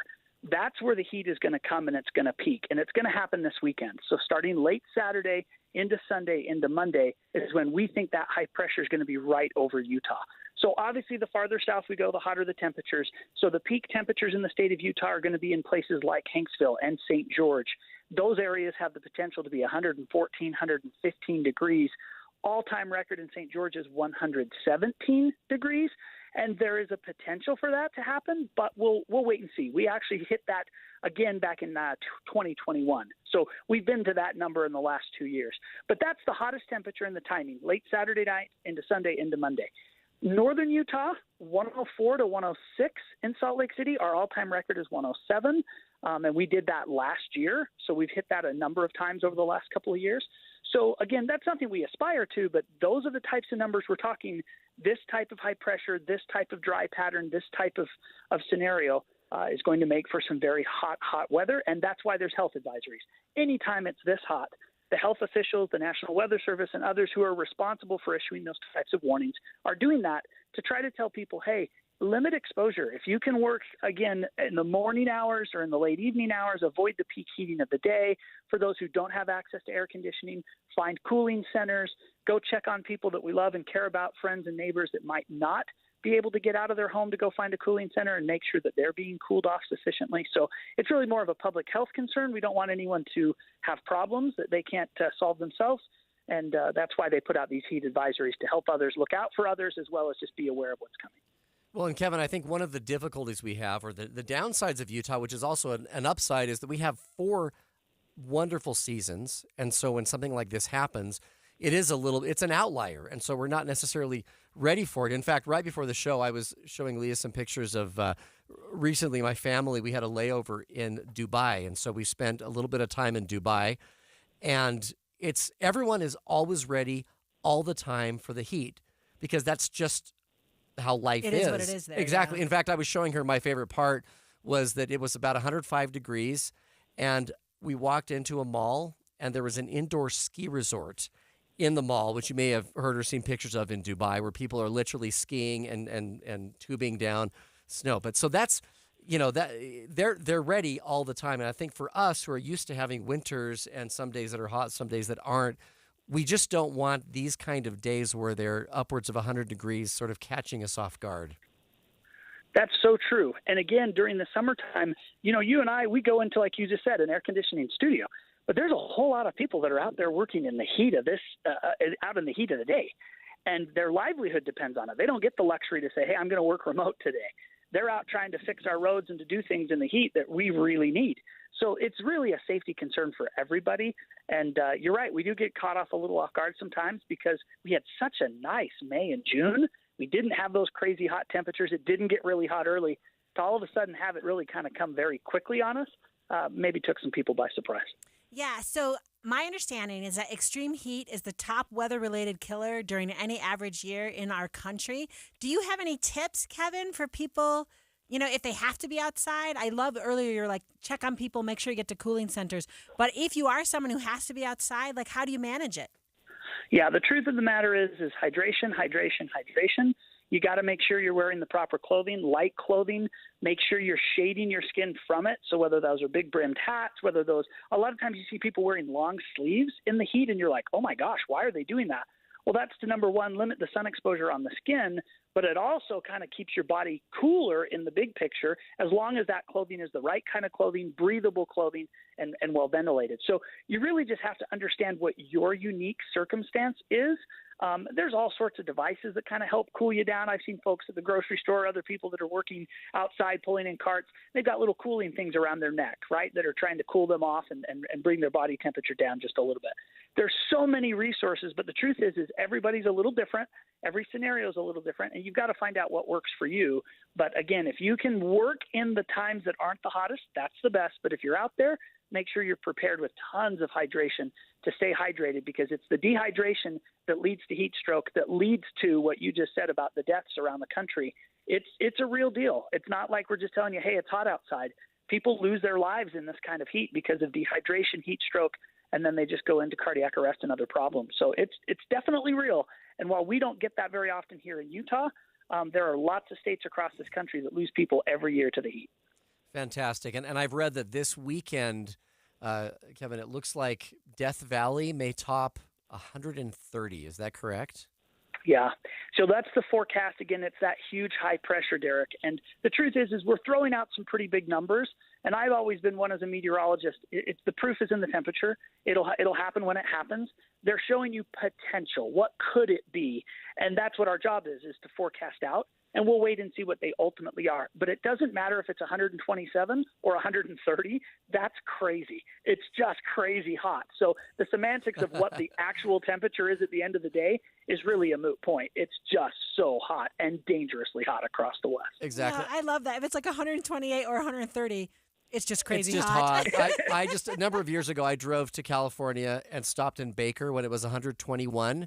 Yeah. And I stopped at a gas station. I said to my kids, you got to get out and we'll go into the, and they're like, oh, we don't want to get out. I'm like, no, you have to get out to experience what it's like to be in 121 degree weather, if only for a few moments. Yeah, it's true. It's a once in a lifetime, that's for sure. All right, Kevin Eubank, the chief meteorologist for KSL. Thank you so much for joining us this afternoon. Thank you too. All right. So coming up, we've got a number of interesting interviews, and probably the most interesting is with another congressional candidate, Bruce Huff, who will be on the ballot for the Republican primary next month. So stay with us.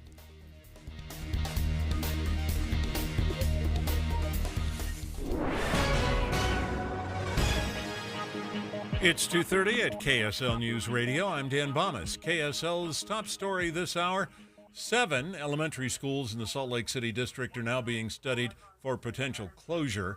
Salt Lake City District spokesperson Yandri Chatwin tells David Dujanovic closing a few schools would help the district build up stronger programs with more teachers and other resources. Contrary to what people might think, a small school doesn't necessarily mean your class size is small. In fact, in some schools, it's probably more likely to be a larger class size because we have fewer teachers. School districts are working to find the best option because enrollment is down 30% overall. The full list of the schools that are part of the study can be found at kslnewsradio.com. A local nutrition expert is adding her warning to the voices in Congress who say the new Prime Energy drinks could be dangerous for kids. KSL News Radio's Dale Spalding has more. Even the idea of 200 milligrams of caffeine is enough to wake people up, but that's how much is in a single can of Prime. Intermountain Healthcare dietitian Tiana Barker says on any given day, an adult can take up to 400 milligrams of caffeine, but she specified that you should only do so occasionally. Barker says children and teens should not be getting more than 100 milligrams of caffeine. Our top national story this hour from ABC News. The state of Arizona asking the White House to recognize its current heat wave as a disaster, the same as floods or hurricanes. Phoenix is set to break its all-time record for a stretch of days above 110 degrees. City officials say the Federal Emergency Management Agency is listening. It's been part of their meetings on the situation. Your money at this moment, at the close of trading today, the NASDAQ was up 219 points. The Dow up just 47. The S&P 500, though, was up 37 points. And our KSL weather, yeah, it's hot, but it's not the kind of hot we've been talking about. That's next. KSL News Time, 2:31. We have enough people running around Broadcast House at 4 in the morning to field a football team. Producers, reporters, the traffic team, and us. This is Tim and Amanda. Join us each morning from 5 to 9 on KSL News Radio. Dear hero, whoever you are, thank you for donating plasma. My body literally gave up on me. Receiving plasma treatments was, to me, hope. Now that I'm out of the wheelchair, I love going on walks, swimming. Those were some of the things I was told that I would never be able to do. I have swells all up and down my arms or my legs, my hands. I could have an airway swell, and that's life-threatening. I haven't had any attacks in about 3 months since trying it. It's crazy because it was daily that I'd have these, and it's just gone. Because of you, I can walk again. Because of you, I feel amazing. Giving equals living. Give plasma. Replenish the supply. Make an appointment to give today by visiting hhs.gov/giveplasma. This message is brought to you by the U.S. Department of Health and Human Services. Are you or someone you take care of as their caregiver living with Alzheimer's disease? This study just might be for you. Consider participating in a Therapist clinical trial exploring a novel repair and regenerative approach to Alzheimer's disease. Pantheon Clinical Research in Salt Lake City is looking for people with mild to moderate dementia, 55 to 85 years old. A consistent caregiver or support person is necessary for the conduct of this study. This study is a late-stage clinical study of an investigational drug for the treatment of mild to moderate Alzheimer's disease. Pantheon Clinical Research has over 30 years' experience with clinical trials. They conduct their business with professionalism, efficiency, and integrity. Contact Pantheon Clinical Research in Salt Lake City today. Again, call Pantheon Clinical Research today at 385-281-0550. That's 385-281-0550. Or go to pantheonclinical.com. That's pantheonclinical.com. This is Jeff Stout with Fink and McGregor, Mortgages Made Simple. Over the years, I have seen a lot of down payment assistance programs. Most of them just aren't practical for one reason or another, but we have one now that is pretty solid. This program is for first-time home buyers or some buyers who have been out of the market for several years. It includes a gift of up to $4,000 to help with the down payment. Given that this program only calls for a 3% down payment in the first place, this gift can be a real game changer. Some restrictions apply. One restriction is that the household income cannot be over a certain amount, which for most areas along the Wasatch Front is around $85,000 annual income. Call us today if you want to take a look. Fink and McGregor, Mortgages Made Simple, 801-264-9494. That's 264-9494. Or on the web at finkmcgregor.com. NMLS 289115. Join Mike Stevens of Capital Wealth Advisors for Retire Right Radio, Saturdays at 5 a.m. and 9 p.m. That's Retire Right Radio with Mike Stevens, Saturdays at 5 a.m. and 9 p.m. Traffic and weather together, brought to you by Granite Credit Union's high-yield savings certificates. Here's Ricky Meese. Crews are in the final cleanup stages of this crash that we had in South Salt Lake State Street at the intersection of 3900 South. You can get through. We had another one reported near 4500 South. We have a cleanup of an accident for downtown drivers, 3rd West at about 150 South. It's Foothill Rug Gallery's semi-annual sale. Get the biggest savings of the year, up to 70% off. Foothill Rug Gallery's semi-annual sale, 1460 South Foothill Drive. Ricky Meese in the KSL Traffic Center. KSL weather, sunshine with temperatures in the mid-90s until Sunday, and then it'll heat up to 104 degrees. There is a chance of thunderstorms early next week. And right now, 90 degrees and sunny at KSL News Radio, 102.7 FM, 1160 AM, and KSLNewsRadio.com. Your all-day companion for news. Inside Sources. Inside Sources. America's voice of reason. Boyd Matheson on Utah's home for elevated conversation. Inside Sources on KSL News Radio. And sitting in for Boyd Matheson is me, Leah Murray, alongside my good friend Derek Brown. And we're just having the best time, Derek. We are. This is a lot of fun. So I'm pausing a little bit on the Derek name because in this segment, we're having a conversation with Bruce Huff. And inadvertently earlier, Derek, I called him Derek Huff because I was looking at you and maybe he just got it wrong, but maybe there's another reason. Looked at me and thought that maybe I look like a dancer or something, right? Clearly that's what it was. So we've got Bruce Huff, who's on the line, and Bruce is a candidate for the 2nd Congressional District. He will be on the Republican ballot for the primary on the September 5th election. And so, Bruce, welcome to KSL. Thank you, Mr. Bruce Brown. And I'm sorry, Derek, how are you doing? I love that was it. beautiful. Leah. That was great. Thank I'll tell you the best thing, Bruce. I love the fact that generally when politicians or people run for office, they're the most well-known name in the family. And I love the fact that you have 2 kids, Derek and Julianne Huff, who are like, don't take this personally, but they're way more famous than you are. Of course, you probably know that. And so I think it's great. I think it's a lot of fun, and which is why it's funny that Leah keeps referring to you as Derek. But I'm partial to the name anyway. But anyway, thanks for joining us. Tell us a little bit about your run. Oh, what was that? You bet. Love to do it. And by the way, the kids are doing great. In fact, Derek's getting married this August, right in the middle of the campaign. I told him to move it, but he just said, nah. He's not going to move his wedding. Well, just don't schedule no campaign events. Yeah, no, this thing jumped into, with Chris Stewart's resignation. I mean, this has been a very truncated experience. And the good news is that I am eminently qualified under the Constitution of the United States. I am eminently qualified as a longtime resident of this state since 1978.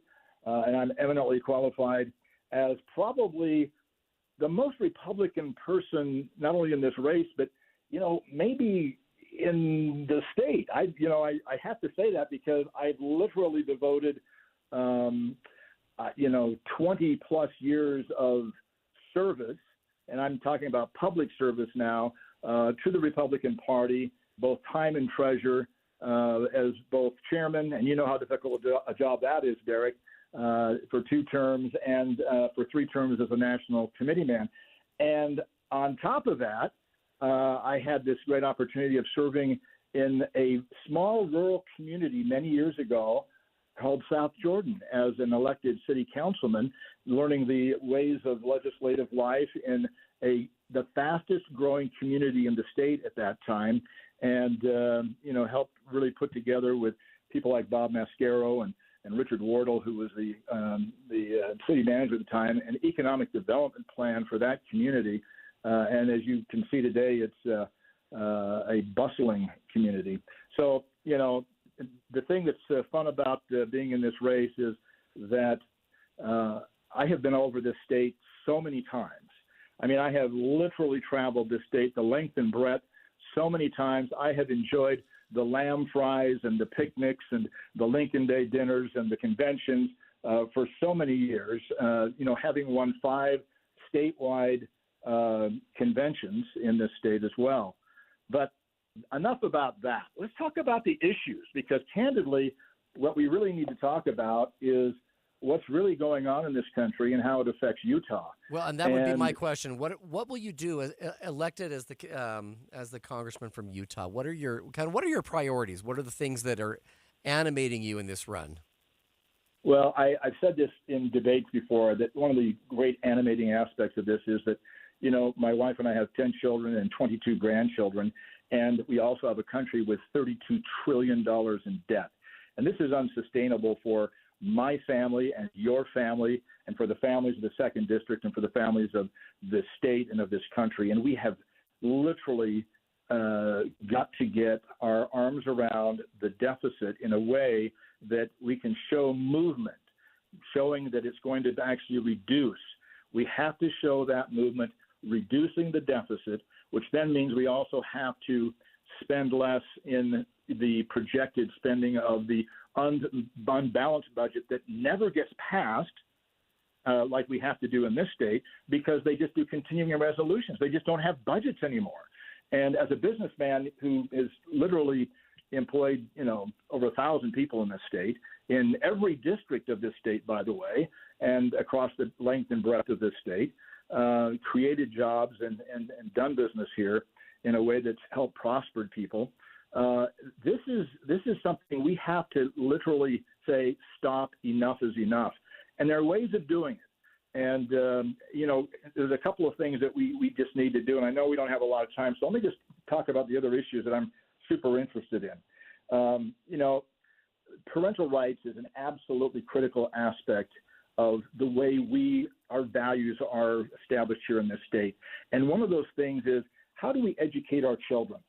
I have a plan right now that I'm going to introduce to legislative form in Congress that will basically increase the discretionary block grants into K through 12 that gives us more local control over those dollars spent. It literally is not a difficult thing to do. We have three kinds of grants that we get from the federal government now. All we need to do is shift the way we do those. And I think this can be a bipartisan effort, because if we give local control in red states, that means they're getting local control in blue states. And I will feel a little sorry for kids in those blue states. But in red states, particularly our state, with more local control over that funding, we literally could increase the funding if they just block granted the $66 billion that goes to K through 12 and actually put it into the classrooms. We rub off so much money in administrative costs by sending dollars to Washington, then getting a few dollars back, that it's ridiculous. But even if we don't solve that problem, all we have to do is block grant more discretionary to the local and state, and we can actually get more dollars, net dollars, into classrooms that help students and teachers educate our children. Sounds like a great plan there. For those of you just tuning in, we have Bruce Huff on the line. Bruce is a candidate for the 2nd Congressional District, and you are going to be officially on the ballot come next month, correct? Or September 5th? Well, yeah, we are a qualified candidate in so many ways, and including the reasons that I've outlined in terms of ability. But just a quick other issue, because process is one thing, but issues are what's going to make the difference for the people in this state. And Bruce, not to interrupt you, but we've only got about 30 seconds before a commercial break. So with that in mind, what are those issues? Well, regulatory overreach. I have a plan, for example, to get 55 million gallons of water into Washington County per day that we need to work on. Overregulation on lands in this state, just the issue of immigration that is so important. Your people are probably watching films now. We're going to be hosting a couple of films viewings for people in West Valley City on this Sounds of Freedom, because the issue of border control and immigration is critical in the area of human trafficking as well, and we've got to get that under control. California just did not pass a law that was essential to helping in that. The DOJ just stripped from their website the idea of human trafficking as being an issue of interest. We've got to get people back on target of what really makes a difference to protect our children, protect our borders, et cetera. And then go to commercial break. All right. Hey, thanks. For those of you just tuning in, that was Bruce Huff, candidate for the 2nd Congressional District. Thanks, Bruce, for joining us on KSL. My pleasure. All right. Stay with us.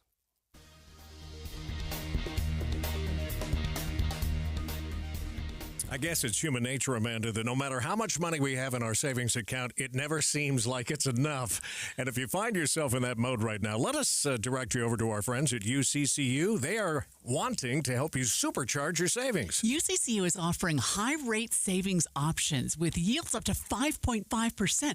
All you do is go to UCCU.com and select a high-rate savings option to do just what you said, supercharge your savings. You're going to get a much bigger return on your savings right now. It's a savings certificate, which means you make one deposit up front and your money grows over a fixed period of time. So you can have that grow over 5 years, but UCCU has created some very short-term savings certificates with high yields, short like 6 months, 9 months, or a year. So you decide how long do you want to put that money. You deposit money, a one-time only deposit, and then you let it stay in. The longer it stays in there, the higher the interest rate you earn. And if you need immediate access to your money, UCCU's Money Market will give you a high yield and anytime access. UCCU, you're going to love where you bank. Skyline High School, class of 73. It's time for our 50th class reunion. Join us for a memorable experience as we come together to celebrate our high school days, catch up on each other's lives, and reconnect with old friends and create new memories. It's all happening August 11th and 12th. with several events at various locations. Go to skyline73.com to register. That is skyline73.com. See you there. We're going abroad for the first time in years, to Spain. So we started using Babbel. And started learning Spanish fast. With Babbel, you can start having conversations in another language in just 3 weeks. ¿Cómo te llamas? ¿Cómo te llamas? When you learn a language, you want to actually use it. Babbel is designed with that goal in mind. In just 3 weeks, we're starting to have conversations in Spanish. Gracias, Babbel. Babbel, language for life. Now try Babbel for free at Babbel.com. That's Babbel.com. At Fisher Investments, our clients know we have their backs. How do your clients know that? Because Fisher Investments is a fiduciary, the highest standard for a financial advisor. It means we're there for our clients and always put their interests first. So wait, you do it because you have to? No, we do it because it's the right thing to do. Our clients trust us with their retirement savings, and we know how important that responsibility is. So we take the time to really get to know them. Get to know them how? We make sure we understand their unique goals, finances, health, family, and lifestyle so we can tailor their portfolio to their specific needs. Our goal is to help them achieve a comfortable retirement. Sounds like a big responsibility. You must make big commissions then, right? No, we don't sell commission-based products. We have one single transparent fee that's structured so we do better when our clients do better. Visit FisherInvestments.com to find out why investors like you are switching to us. Fisher Investments. Clearly different money management. Investing in securities involves the risk of loss. So you'd like to start enjoying your home a little more without climbing the stairs or doing yard work. How about spacious living in a newly designed, planned community with access to activities like golf, pickleball, and even leisurely strolls on beautiful open trails? It's yours with Nilsson Homes. They've been building homes across the Wasatch Front for over 45 years. Now see their latest single-level living community in Davis and Weber County. Brand new, move-in ready homes in the heart of Davis and Weber County, offering all the things you want in low-maintenance, luxury, single-level living. Easy access to just about everything. And best of all, no more stairs, lawnmowers, or yard work. Nilsson Homes has thought of everything, and it's done for you. Take advantage of amazing financing or reverse mortgage options. Nilsson Homes, luxury, low-maintenance living. Visit nilssonhomes.com. That's Nilson homes.com. Getting help with electrical repairs is easier than you think. All you have to do is call Any Hour Services or schedule an appointment at anyhourservices.com. No one helps more homeowners than Any Hour Services. With the 3 things you need to know this hour, I'm Dan Bomas. First, the Salt Lake City School District promising to listen to community input as it decides which of 7 schools to close. Second, the amount of caffeine in some energy drinks is enough to open your eyes. And third, the state of Arizona wants the White House to recognize its current heat wave as a disaster like a flood or a hurricane. Right now, 90 degrees and sunny in Salt Lake City. Back to Inside Sources on KSL News Radio. Hear elevated conversation on crucial issues. Boyd Matheson on Inside Sources. Welcome back to Inside Sources. I am your host for the day, Derek Brown, with my good friend Leah Murray, and we have covered a lot of ground in the last couple of hours. Yeah, and it's been fun. It has been a lot of fun. We've had 2 congressional candidates, 2 of the 3 congressional candidates for the Republican Party, and had great conversations with them. And let's bring it back for our last segment to just the national political sort of the wins that we're seeing around there. And one of the things everyone's kind of talking about right now is the possibility of a third-party candidate. Is that a realistic thing? Obviously, Although I want to say, there is actually a third-party candidate. Cornel West has declared for the People's Party, right? So we actually have one out there already, but you're talking about one that might be more viable? Well, the one people are talking about is Senator Joe Manchin, and he's traveling to New Hampshire this month with a group called No Labels. And so he recently told CNN that his trip is not about running as a third-party candidate for president. He said it's not about that, but at the same time, he also doesn't rule it out. The most important thing is, how do we help democracy do what it's supposed to do? How do we help the political process that we have do what it's supposed to? That's to have common sense discussions to find out what the American people would like to see accomplished, not just basically the toxic atmosphere we have because of political parties. That's all this is about. So are you ruling out a third-party bid? I've never ruled out anything or ruled in anything. I'm just, this is just strictly a conference. That's a great quote. I've never ruled out anything or ruled in anything. Never say never. Exactly. So Leah, put on your political science professor cap for a moment. We always talk about third-party candidates as though there's a possibility. You know, the phrase, it's never worked, but it might work this time. You know, it didn't work with Ross Perot. I mean, they seem to be spoilers more than anything. Right. But at the same time, we have two major presidential candidates coming up, both of whom have the majority of their own parties rolling their eyes at each of them, right? The Democrats aren't particularly animated about Joe Biden. Right. And there's a lot of sort of fomenting sort of undercurrent of displeasure in the Republican Party with Trump. Is this the moment where that could be a thing? Right. So I want to, real quick, in the weeds as a political scientist, right? The answer is we have two major parties in this country because of the way we use winner-take-all elections, right? So what happens is when you have single-member, simple plurality districts, what you get is two major parties because you got to get to the median voter, right? Derek, if I'm going to win this thing, I got to get 50.1%, right? I got to get there. So generally it is the case that third parties in our country, and we call them third parties because we only have two major parties, they're not successful. There's no room for them, right? You don't have three football teams on a field, right? And that's a good point. By definition, a third-party candidate is someone who almost by definition can't win. It's out of the box. That's right. But I kind of push back a little bit. It is not the case that third-party candidates cannot win, right? So Abraham Lincoln was a third-party candidate. The Republican Party starts as a third party. And I get teased because it's a really long time ago, but the answer is we're all still human, right? So the things that animate us, you know what I mean? Even in 1850s is still similar to things that animate us today. And generally what third parties do is they reveal what you just said, which is a kind of displeasure in what the major parties are doing. So what I hear Senator Manchin talking about is that a lot of people in the country are a little bit frustrated with the extremes of the parties, Derek, right? Like, so the idea of the super left and the super right of the Democrat and the Republican Party. And a lot of us find ourselves more reasonably in the middle, right? So to a certain extent, there might be space in the middle for a third party that could capitalize on the kind of response to the vitriol we see in the country, that a lot of Americans don't really like this hostility. Does that make sense? And so to a certain extent, someone like Joe Manchin might be perfectly placed to be somebody who Republicans would vote for and Democrats would vote for. It is a hard case to make. And the reason why Abraham Lincoln's able to win is because the South, seceding. I mean, there's not that they seceded right after. There were other issues. There's a few dynamics that That's are right. in play right now. A whole bunch of dynamics obviously. there that I don't really think are in play today. But I a little bit celebrate when third parties come up, what they generally reveal is issues, right? It's kind of like this distemper, the problems that Americans have.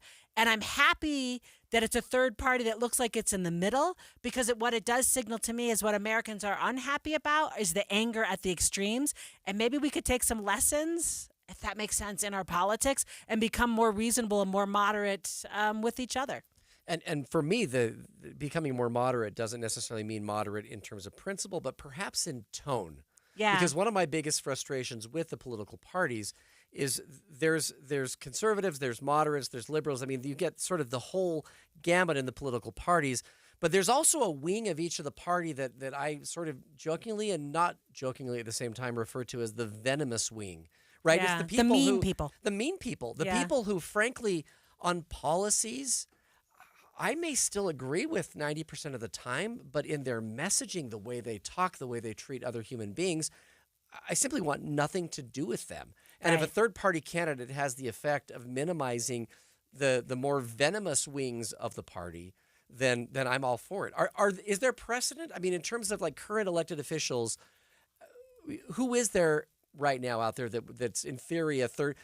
I'm just thinking of current officials. You've got Angus King of Maine. Yeah, Bernie Sanders of Vermont. Sanders, right. Both are independents who caucus with that's right, the Democrats. But they also have massive name recognition. I mean, Angus King was the governor of Maine, right? So, I mean, it's not like someone wants to run for office and all of a sudden they can Yeah, you and I know, think like with Bernie they can do it. Sanders, it's because Vermont's a little weird. But, Okay, because there is Bernie that. was a socialist before he gets the name recognition. Does that make sense? So he would have built as a mayor in Vermont, like kind of builds this brand name and then runs, for the House and then runs for the Senate. But the thing is, Derek, I'm looking at some data from a poll that says almost half of Americans, 46%, say they would consider voting for a third-party candidate. So when we talk about that's approaching a median voter. Does that make sense? That's approaching the 50.1% you need. But then the problem is in that 46%, they would all then have to find a list of policies they could agree on. Exactly. Does that make sense? But They'd have to land in a Venn diagram. What I find interesting about that number is that's 46% who in theory said, I would do this, and there's no candidate name associated with that poll, right? That's right. So is it possible that if there were some person that were, widely popular, someone famous, someone with name recognition, that perhaps they could push it above that mark? That's right. That's the point, right? So then it would have to be someone who doesn't frustrate you enough as a Republican that you're like, I like them, but I can't possibly vote on that policy. So a little bit their policies might be really bland. Does that make sense? They'd have to land in the middle, which might be hard. But I will tell you another poll I'm looking at, Gallup poll from 2021, 62% of Americans, so that's well above that 50% mark, saying that the Republican and Democratic parties do such a poor job representing the American people that a third party is needed. Derek, that is the highest ever recorded in the Gallup survey when they asked that question, which again, maybe we don't need a civil war in the South doing weird things. This might be enough distemper in our political ecosystem that a third-party candidate's time might be nigh.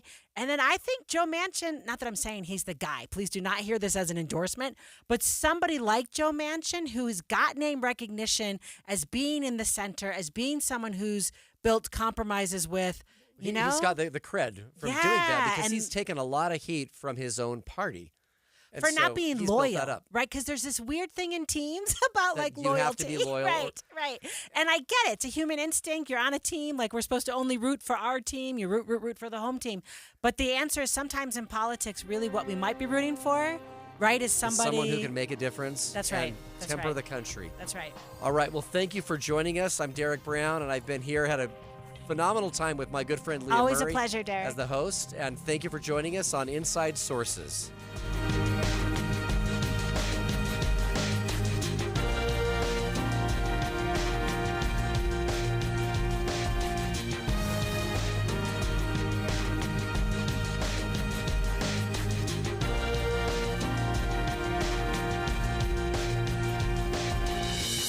KSL FM Midvale, KSL Salt Lake City. Listen on the KSL News Radio app and in your car at 102.7 FM. KSL News Radio, Utah's all-day companion for news. Good afternoon, 3 o'clock at KSL News Radio. I'm Jeff Kaplan. We're at 93 degrees. KSL's top story. The summer swelter continues, and as things heat up, it's the most challenging time of the year for UDOT workers who do things like fix those buckled roadways. They actually have two jobs: fix the road and stay cool. KSL News